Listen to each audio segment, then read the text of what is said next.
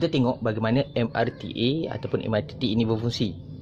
Seperti mana yang tuan-tuan dan puan-puan sedia maklum, plan MRTA ataupun MRTT ini adalah plan insurance yang biasanya bank offer untuk melindungi loan perumahan tuan-tuan dan puan-puan.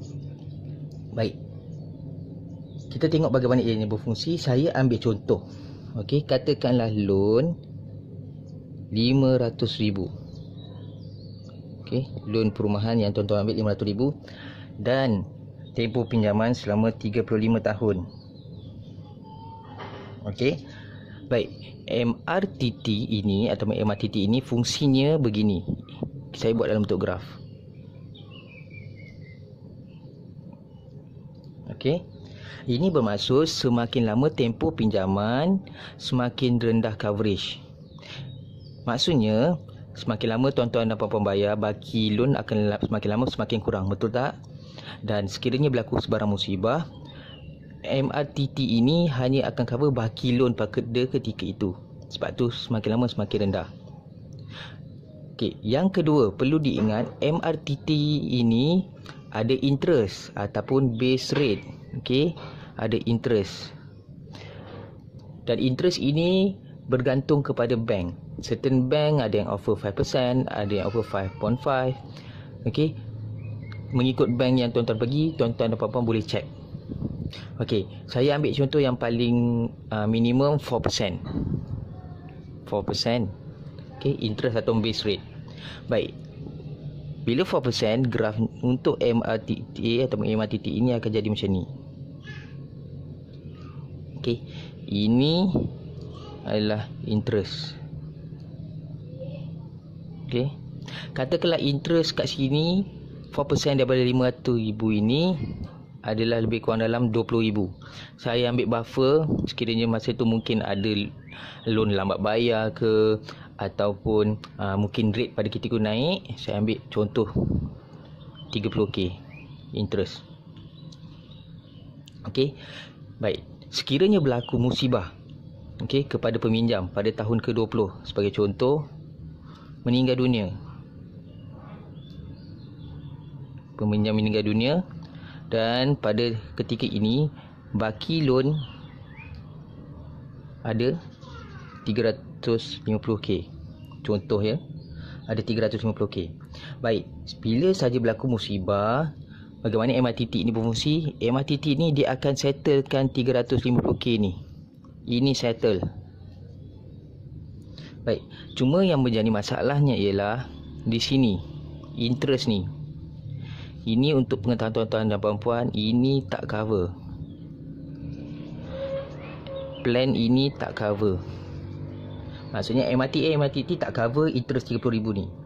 Ini bermaksud sekiranya waris hendak tukar nama rumah ataupun hendak tukar milik rumah, waris perlu selesaikan dulu 30k ni baru boleh tukar nama. Okey. Baik. Proses untuk tukar nama pula. Okey. Tukar nama. Okey. Perlu diingat, bila nak tukar nama, waris perlu mula daripada awal balik. Bermaksud kena buat semua dokumen SMP, sales and purchase. Ini kos tuan-tuan dan puan-puan. Yang kedua, lawyer fee. Ini juga kos. Lawyer fee untuk dokumen SMP dan juga lawyer fee untuk tukar nama. Baik. Untuk tukar nama ni biasanya lawyer akan charge 2% daripada harga semasa rumah ataupun current value rumah.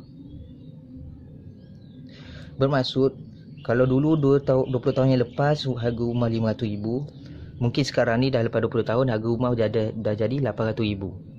Contoh 2% daripada 800,000 kat sini dah 16k tuan-tuan dan puan-puan. Banyak tak? Jadi ini yang perlu waris selesaikan, ini yang perlu waris bayar dan yang penting ini. Waris perlu bayar ini. Baru boleh buat proses yang ini. Okey. Ini adalah kalau tuan-tuan dan puan-puan ambil MRTT atau MRTA. Kebiasaan situasi yang berlaku. Okey. Saya ambil pendekatan ataupun saya propose plan untuk orang kata menyelesaikan situasi begini. Saya propose plan MLTT ataupun Mortgage Level Term Takaful. Okey. Saya ambil contoh yang sama. Katakanlah loan juga 500k dan tempoh selama 35 tahun. Baik. Graf untuk MLTT ini fix, bermaksud coveragenya straight. Tak ada penurunan sebagaimana ini.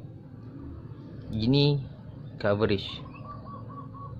Okey, ini perlindungan. Baik.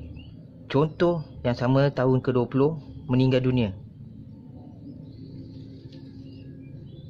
Dan bagi loan 390k, okey, meninggal. Baik. Bagaimana bagaimana MLTT ini berfungsi?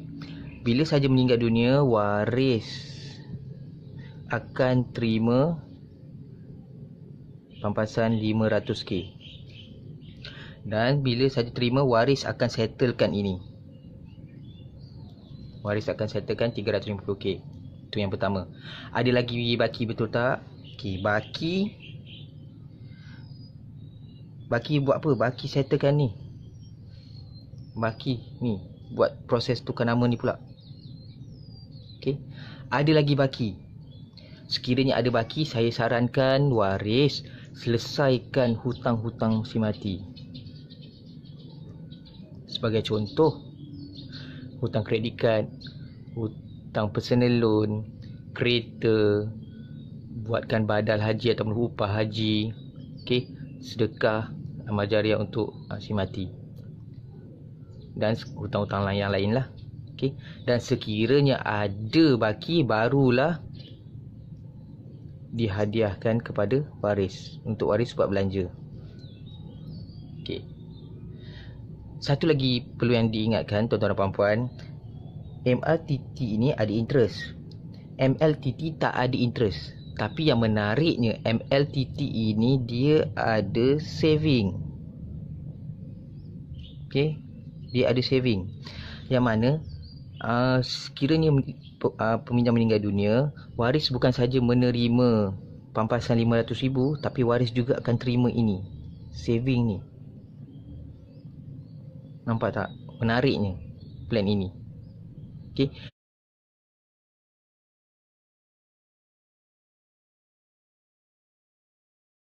Sekiranya peminjam alhamdulillah tidak meninggal dunia, panjang umurnya, saya doakan.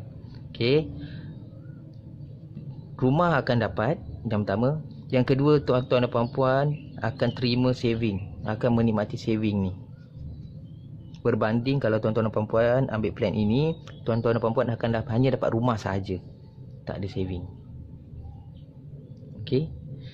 Jadi ini adalah sebers ringkas tentang bagaimana MLTT ataupun MLTA ini berfungsi dan juga MLTT ini berfungsi. Dan perlu diingatkan sekali lagi, okey, MLTT ini hanya cover loan sahaja. MLTT ini dia cover diri dan juga waris-waris.